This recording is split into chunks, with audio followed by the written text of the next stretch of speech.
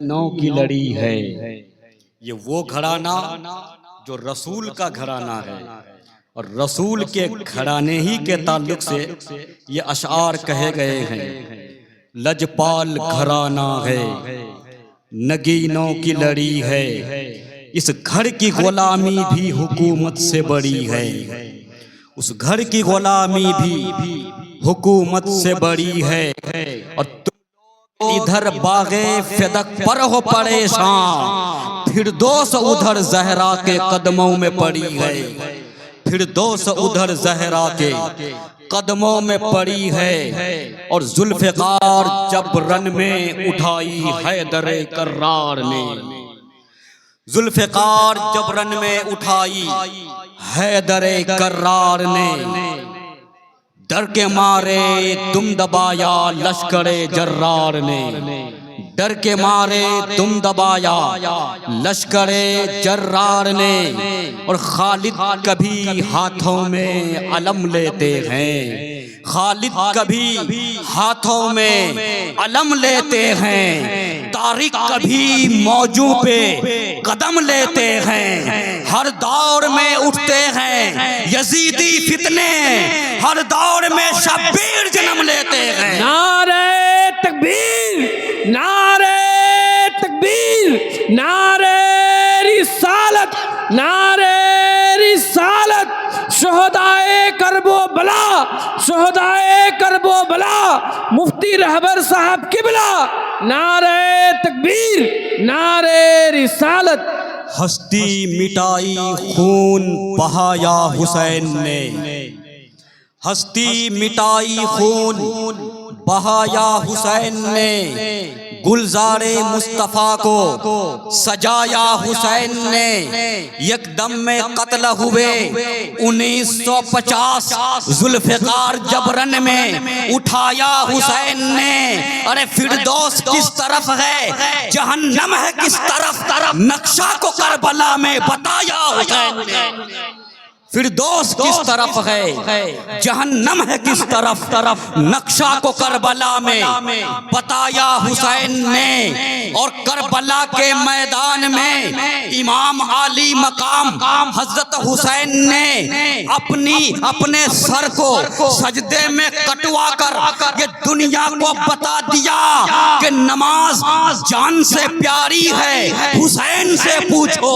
نماز جان سے پیاری ہے، حسین سے پوچھو، رسول کائنات کے اس نور عین سے پوچھو، ارے نماز میں کیا مزہ ہے حضرت بلال سے پوچھو، نماز چیز ہے کیا پیمبر کی آل سے پوچھو، نماز چیز ہے کیا پیمبر کی آل سے پوچھو، اور تلوار کے سائے میں سر کو کٹا کر دنیا والوں کو یہ پیغام دے دیا تھا کہ نہ مسجد میں نہ بیت اللہ کی دیواروں کے سائے میں نماز عشق ادا ہوتی ہے، تلواروں کے سائے میں نماز عشق ادا ہوتی ہے تلواروں کے سائے میں، اور اپنے وقت کے غوث زمان جن کے چہرے انور کو دیکھ کر تاجدار اہل سنت، مجدد دین و ملت، ماہی کفر و ضلالت، مجدد ملت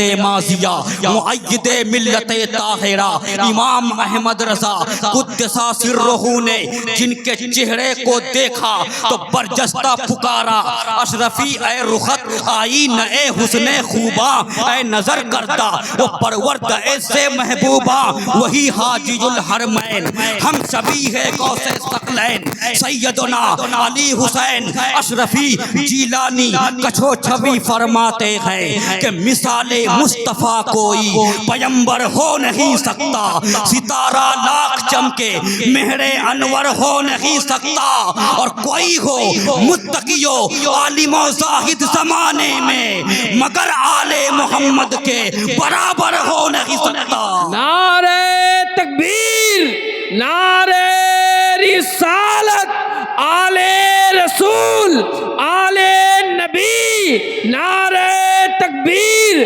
اشرف الاولیاء کانفرنس सरजमीन खिकिर बनना नारे तकबीर कोई पैगंबर हो नहीं सकता, सितारा लाख चमके मेहरे अनवर हो नहीं सकता, कोई हो मुत्तकियो आलिमो जाहिद जमाने में मगर आले मोहम्मद के बराबर हो नहीं सकता।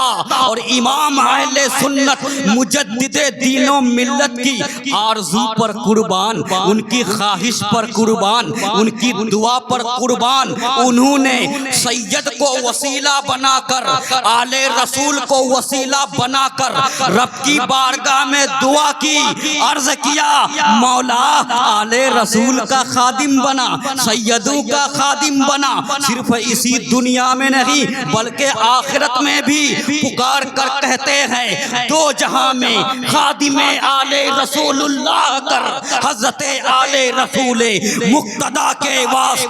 और दुनिया वालों को ये पैगाम दिया कि सैयदों को हल्के में मत लेना, ये औलादे फातिमा है, ये औलादे अली है, ये नूर है। पुकार कर कहते हैं या रसूल अल्लाह, या हबीब अल्लाह, या नबी अल्लाह, तेरी नस्ले पाक में है बच्चा बच्चा नूर का, तू है आईने नूर, तेरा सब घराना नूर का। तो आइए उस नबी की बारगाह में जिनको दुनिया ने जलाले ऐवाने सुलैमा कहा, दुर्र-ए नासिया-ए सुंबुलिस्ता कहा, कुर्र-ए दीद-ए नरगिस्ता कहा, गुलदस्त-ए बहारिस्ताने जना कहा, याकूत-ए नुस्खे-ए इमका कहा, गौहर-ए मुहीत-ए इत्का कहा, इत्र आमने दिमाग-ए कुदसिया कहा। अगर आप देखें तो रसूल के बाद बशर में अगर सबसे अफजल कोई बशर है तो कोई और नहीं है, अबू बकर सिद्दीक है। दलील क्या है?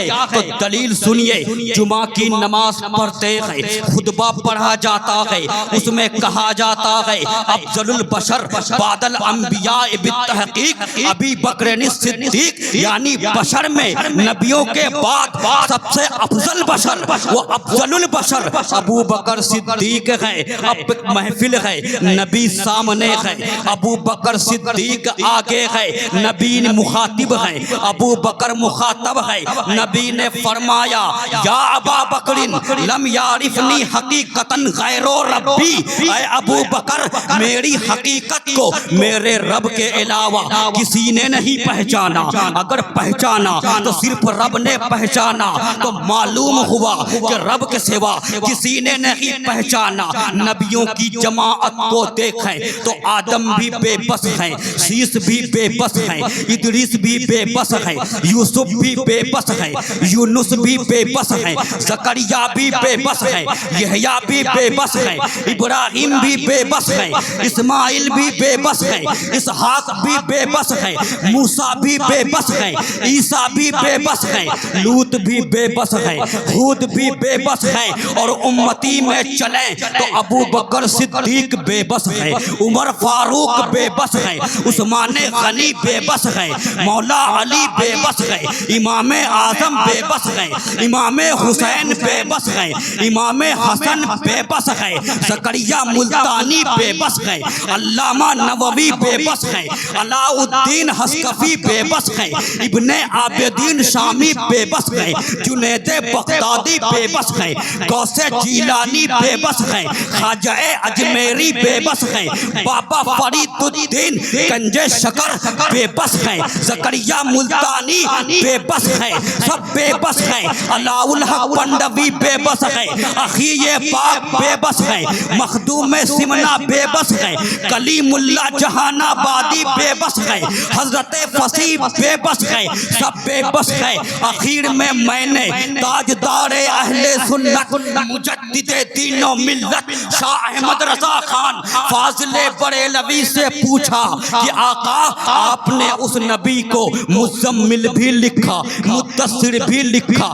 शाहिद भी कहा, नज़ीर भी कहा, नूर भी कहा, बुरहान भी कहा, जलाले ऐवाने सुलैमा कहा, दुर्र-ए नासिया-ए सुंबुलिस्ता कहा, कुर्र-ए दीद-ए नरगिस्ता कहा, गुलदस्त-ए बहारिस्ताने जना कहा, याकूत-ए नुस्खे-ए इमका कहा, गौहर-ए मुहीत-ए इत्का कहा, इत्र आम آمیز دماغ قدسیہ کہا، مقوم نوع انسان کہا، خاتم پیغمبرا کہا، نبی آخر الزمان کہا، مراد المستقین کہا، انیس الغریبین کہا، رحمت للعالمین کہا، جان عالمین کہا، طٰہٰ و یاسین کہا، بے بسوں کا کس کہا، بے بسوں کا پس کہا، بے سہاروں کا سہارا سمجھا، بے چاروں کا چارہ کہا، تاجدار عرب و عجم کہا، فخر آدم و بنی آدم کہا، صاحب لوح و قلم کہا، منبع علم و حکم کہا، نبی اکرم کہا،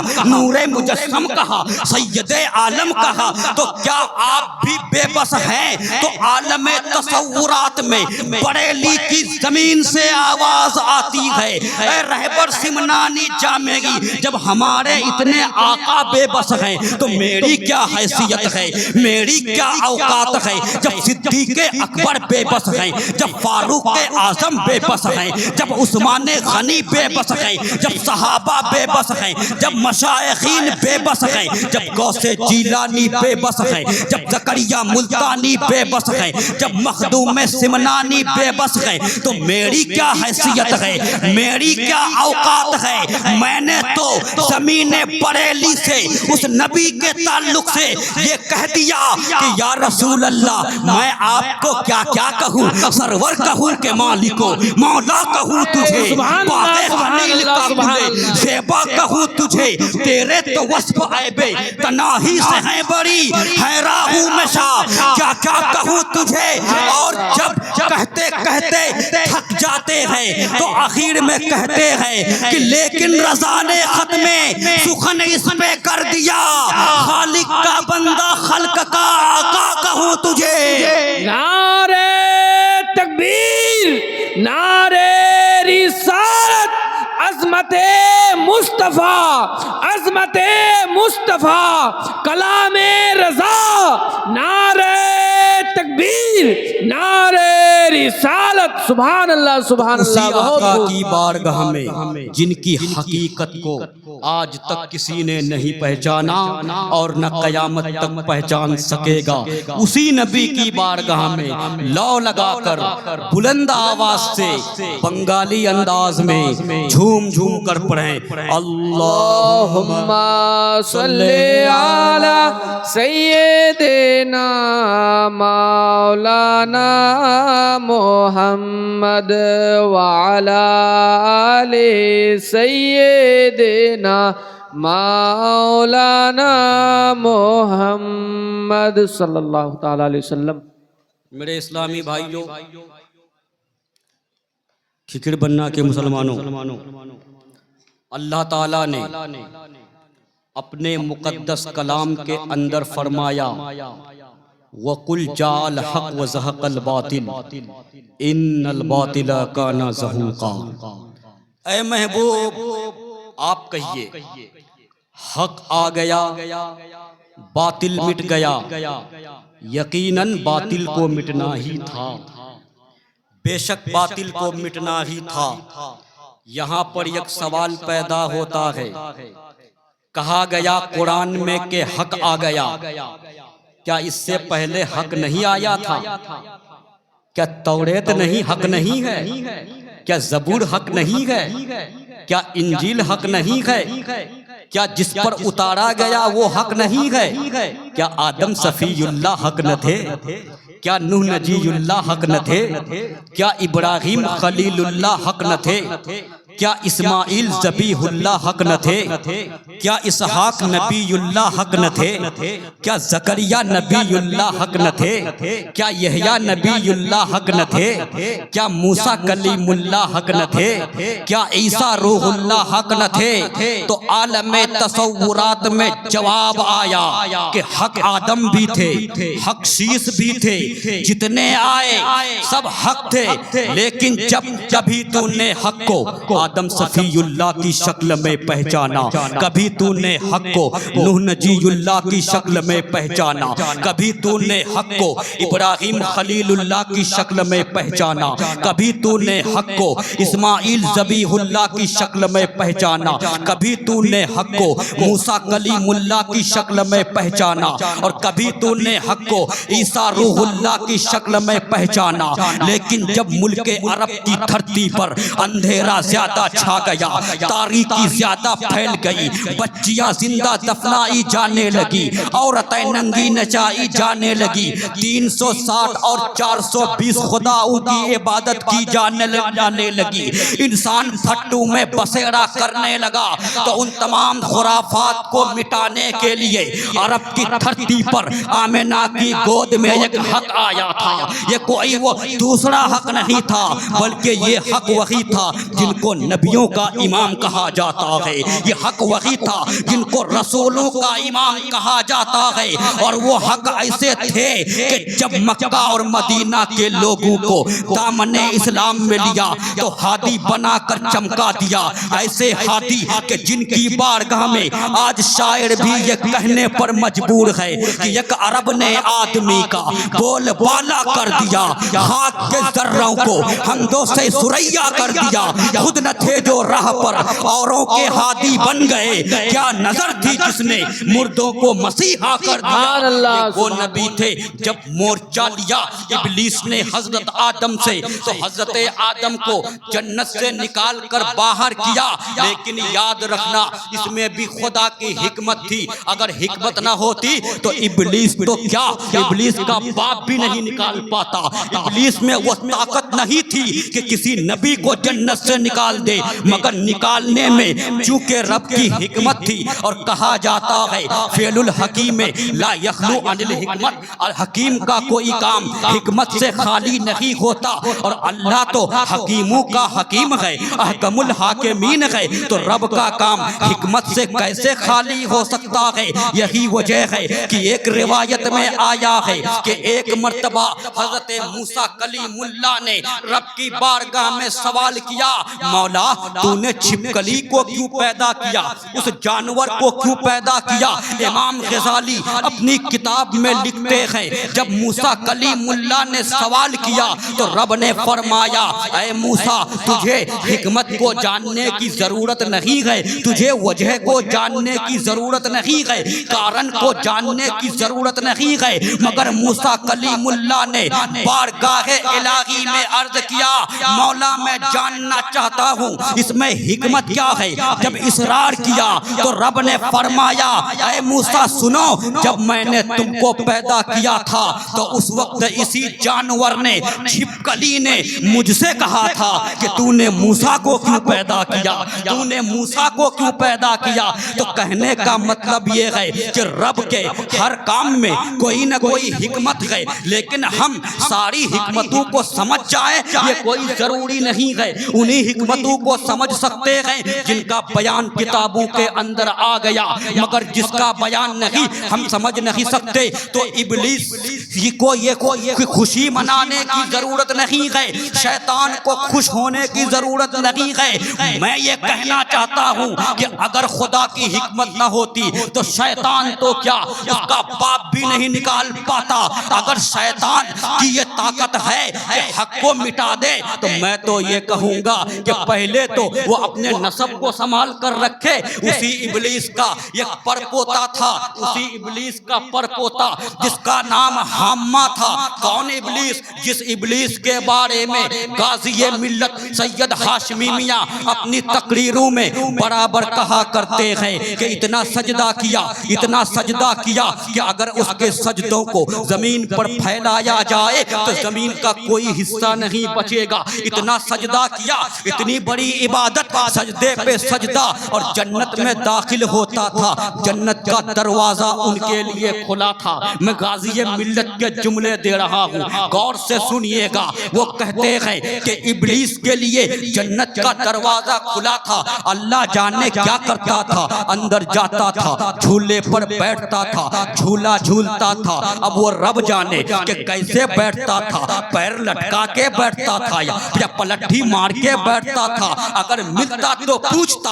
اے ابلیس تو کیسا بیٹھتا تھا کہ تجھے شوٹ نہیں کیا کہ جنت سے نکال کر باہر کر دیا گیا؟ وہ ابلیس جس کو جنت سے نکال کر باہر کیا گیا، اور باہر کیوں کیا گیا؟ کتابوں میں آیا ہے، حدیثوں میں موجود ہے، تفسیر کی کتابوں میں لکھا ہوا ہے کہ توہین آدم کی بنیاد پر، ایک نبی کی توہین کی بنیاد پر، تو جب آدم کی توہین برداشت نہیں ہے تو میرے نبی کی توہین کیسے برداشت ہو سکتی ہے؟ یہ تو نبی الانبیاء ہے، اور جب جنت سے نکالا گیا توہین نبی کی بنیاد پر، تو جو اندر تھا اس کو باہر نکالا گیا، اور جو پہلے سے باہر ہو وہ اندر کیسے جا سکتا ہے؟ وہ اندر کیسے جا سکتا ہے؟ میں یہ کہہ رہا تھا کہ اگر ابلیس میں اتنا دم ہے، حق سے مورچہ لینے کی طاقت ہے، تو اپنی نسل کو کیوں نہیں سنبھال پایا؟ اپنی اولاد کو کیوں نہیں سنبھال پایا؟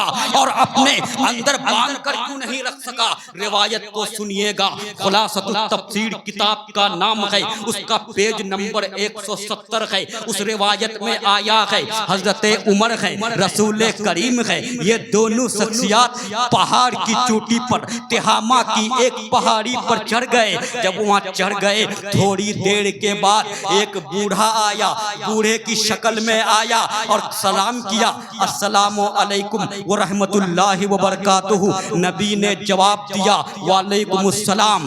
جواب دینے کے بعد ہم سب کے آقا تاجدار مدینہ سرور قلب و سینہ ارشاد فرماتے ہیں، یہ انسان کی شکل میں ہے مگر یہ انسان نہیں ہے، جن ہے۔ یہ انسان نہیں ہے، جن ہے، اس کی آواز جن کی طرح ہے۔ کہنے لگے اے شخص بتا تو کون ہے، تیرا نام کیا ہے، تیرا کام کیا ہے، تیرا شجرہ نسب کیا ہے؟ تو وہ کہنے لگا یا رسول اللہ میرا نام کیا ہے، میرا شجرہ نسب کیا ہے؟ یا رسول اللہ میں ابلیس کا پر پوتا ہوں، ابلیس کا پر پوتا ہوں، میرا نام حامہ ہے، میں بیٹا ہوں ہیم ابلیس سے لاقیس پیدا، لاقیس سے ہیم پیدا، ہیم سے حامہ یعنی میں پیدا۔ تو رسول کریم نے فرمایا اے حامہ ذرا یہ بتا تمہاری عمر کتنی ہے، تو کتنے برس کا ہے، تو کتنے سال کا ہے؟ تو کہنے لگا یا رسول اللہ مجھے تو یہ پتا نہیں، دنیا کی جتنی عمر ہے اتنی عمر تو نہیں ہے،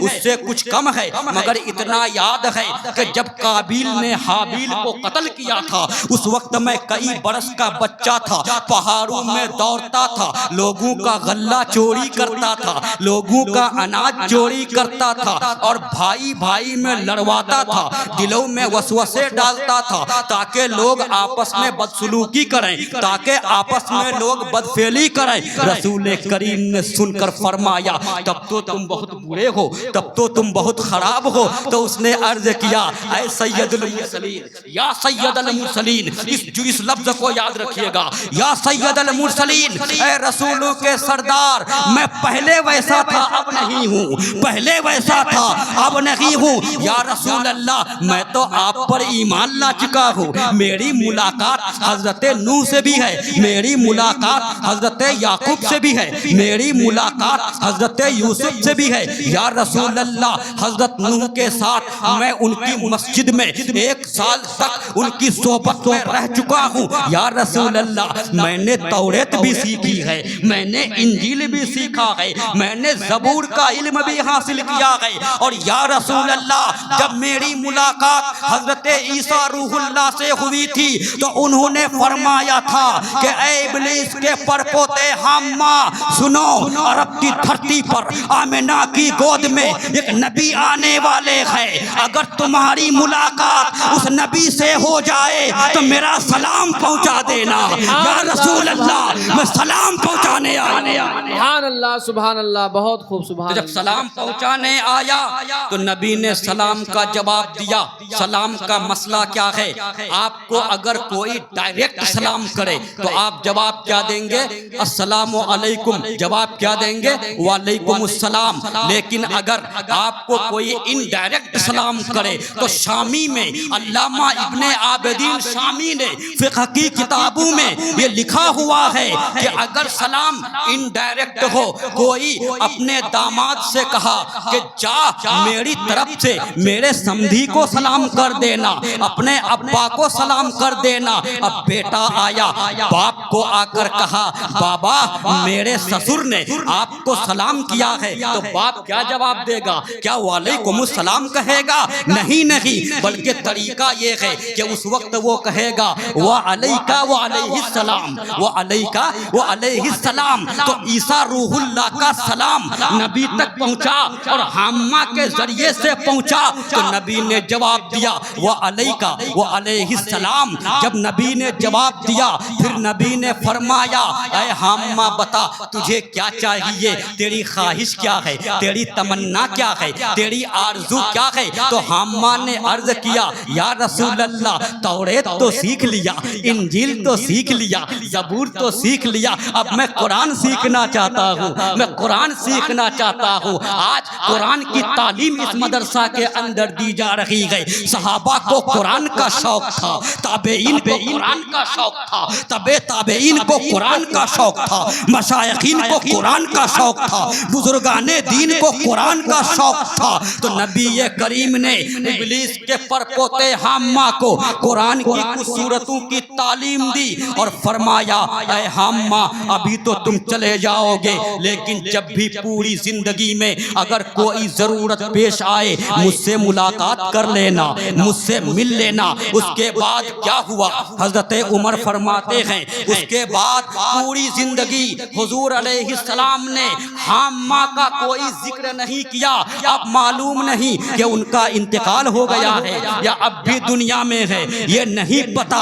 اب میں یہاں پر آ کر ایک بات کہنا چاہوں گا میرے دوستو، اس وقت میں نے کہا تھا کیا کہ حامہ نے جب نبی کو مخاطب کیا تو کیا کہا؟ یا سید المرسلین، اے رسولوں کا سردار، اے نبیوں کا سردار۔ تو اب مجھے کہنے کا حق دیا جائے کہ حامہ نے حضرت آدم کو سید المرسلین نہیں کہا، حضرت نوح کو سید المرسلین نہیں کہا، حضرت یوسف کو سید المرسلین نہیں کہا، حضرت یونس کو سید المرسلین نہیں کہا، حضرت عیسیٰ کو سید المرسلین نہیں کہا، حضرت موسیٰ کو سید المرسلین نہیں کہا، لیکن جب میرے نبی کو کہا تو کیا کہا؟ یا سید المرسلین، اے رسولوں کا سردار۔ تو اب رہبر جامی کو یہ کہنے کا حق دیا جائے کہ یا رسول اللہ، یا حبیب اللہ، یا نبی اللہ۔ جب آپ کی عظمت کو سمجھا صحابہ نے، جب آپ کی عظمت کو سمجھا تابعین نے، جب آپ کی عظمت کو سمجھا تبع تابعین نے، جب آپ کی عظمت کو سمجھا علماء و مجتہدین نے، جب آپ کی عظمت کو سمجھا جنید بغدادی نے، جب آپ کی عظمت کو سمجھا زکریا ملتانی نے، جب آپ کی عظمت کو سمجھا بشر حافی نے، جب آپ کی عظمت کو سمجھا خواجہ اجمیری نے، جب آپ کی عظمت کو سمجھا غوث جیلانی نے، جب آپ کی عظمت کو سمجھا بابا فرید الدین گنج شکر نے، جب آپ کی عظمت کو سمجھا حضرت نظام الدین اولیاء نے، جب آپ کی عظمت کو سمجھا مخدوم سمنانی نے، جب آپ کی عظمت کو سمجھا علاء الحق پنڈوی نے، جب آپ کی عظمت کو سمجھا سراج الحق آئینہ ہند نے، جب آپ کی عظمت کو سمجھا فاضل بریلوی نے، تو یا رسول اللہ، یا حبیب اللہ، یا نبی اللہ، آپ کے مقام کو کوئی گھٹا نہیں سکتا، آپ کے مرتبہ کو کوئی مٹا نہیں سکتا۔ ارے جو مٹانے آیا وہ مٹ گیا، ابو الحکم بن کر آیا، ابو جہل بن کر دفن ہو گیا، یزید بن کر آیا، پلید بن کر دفن ہو گیا، مسیلمہ بن کر آیا، کذاب بن کر دفن ہو گیا، تھانہ بھون سے آیا وہ بھی مٹ گیا، گنگو سے آیا وہ بھی مٹ گیا، نانو تو سے آیا وہ بھی مٹ گیا۔ تو بریلی کے امام نے کہا کہ مٹ گئے مٹ جائیں گے، آدھا تیرے، نہ مٹا ہے نہ مٹے گا کبھی چرچا تیرا۔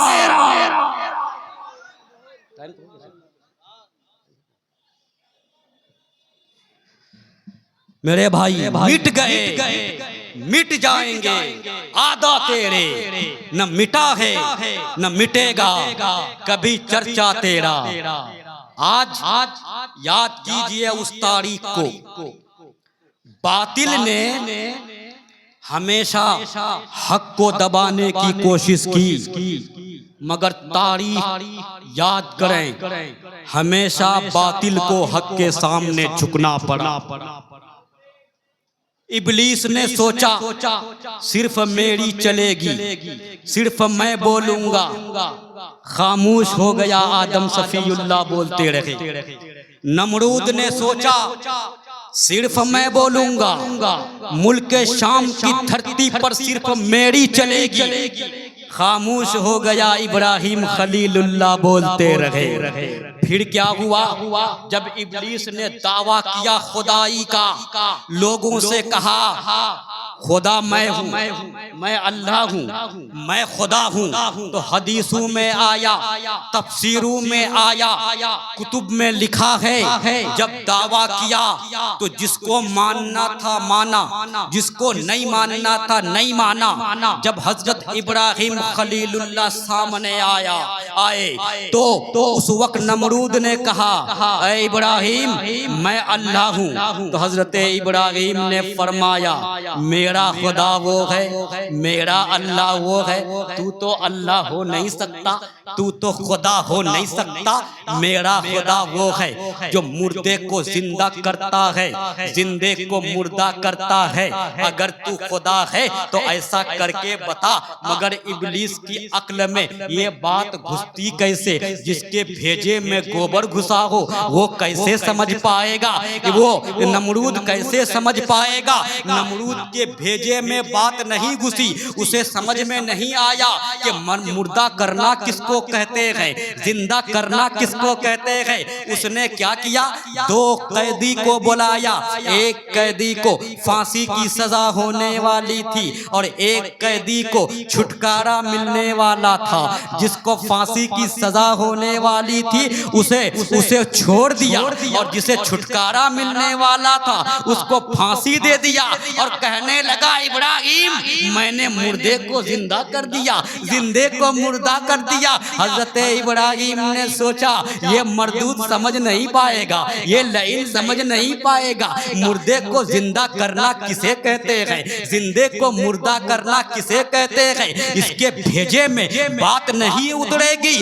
تب فرمایا اے نمرود میرا خدا وہ ہے جو سورج کو پورب سے نکالتا ہے، اگر تو خدا ہے تو پچھم سے نکال، اگر تمہارے اندر دم ہے تو پچھم سے نکال۔ کتابوں میں آیا ہے فبہت الذی کفر، کافر مبہوت ہو گیا، کافر بے بس ہو گیا، کہا تو مانے گا نہیں۔ ابراہیم علیہ السلام نے فرمایا نہیں، میرا خدا وہ ہے جس نے زمین کو پیدا کیا، میرا خدا وہ ہے جس میں آسمان کو پیدا کیا، میرا خدا وہ ہے جس نے پہاڑ کو پیدا کیا، میرا خدا وہ ہے جس نے سمندر کو پیدا کیا، تو خدا نہیں ہو سکتا۔ تو پھر کیا ہوا؟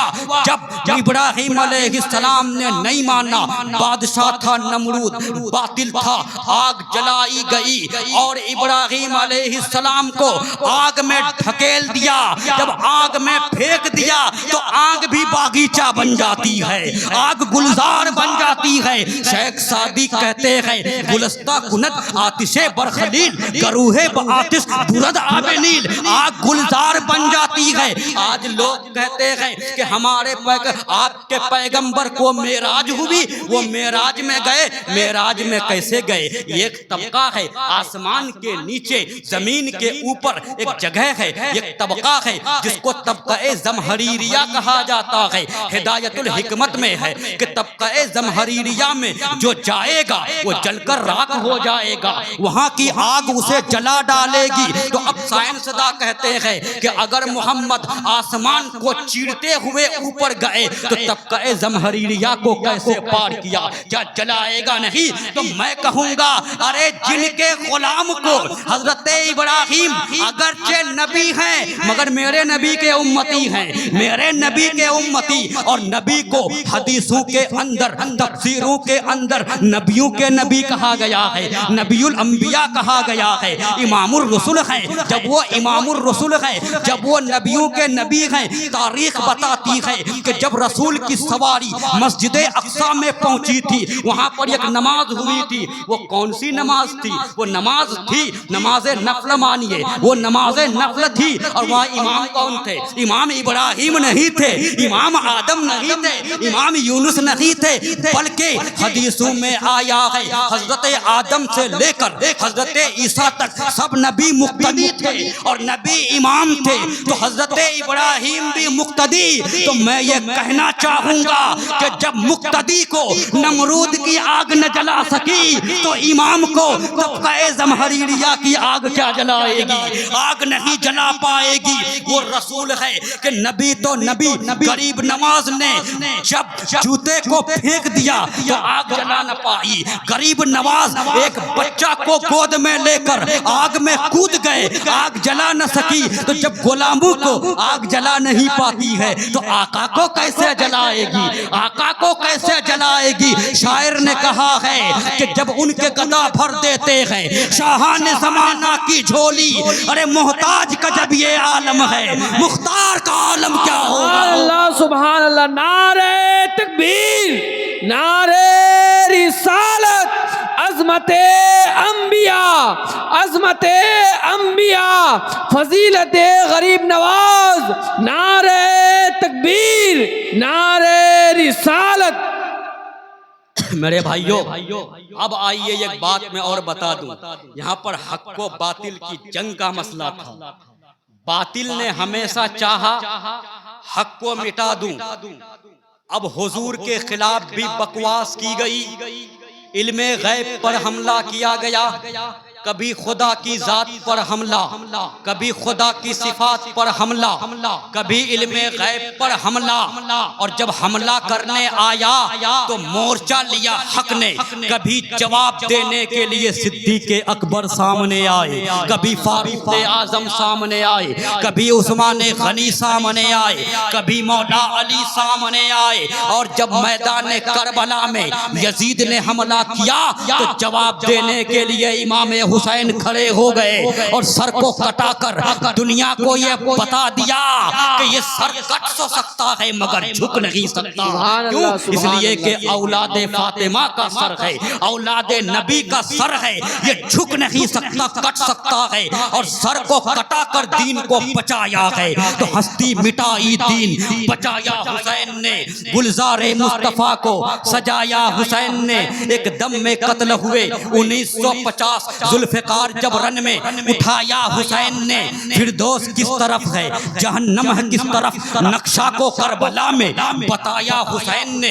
تو میں بات اس پر کر رہا تھا کہ آج سائنس دانوں کو یہ اعتراض ہے کہ معراج کیسے ہو گئی اور معراج کیسے چلے گئے، یہ جان نہیں سکتے، یہ تو انسان ہے، ان کو معراج کیسے ہو جائے گی؟ بس ایک رات کے ایک لمحے میں یہ یہاں سے مسجد حرام سے بیت المقدس بھی گئے، وہاں نماز بھی پڑھائے، پھر وہاں سے ان کی سواری اڑی اور ساتوں آسمان کو پار کر کے سدرۃ المنتہا پہنچی۔ اور جب سدرۃ المنتہا پہنچی تو وہاں پر جبریل امین رک جاتے ہیں، اور جبریل امین نے رک کر کہا یا رسول اللہ میں آگے نہیں بڑھ سکتا۔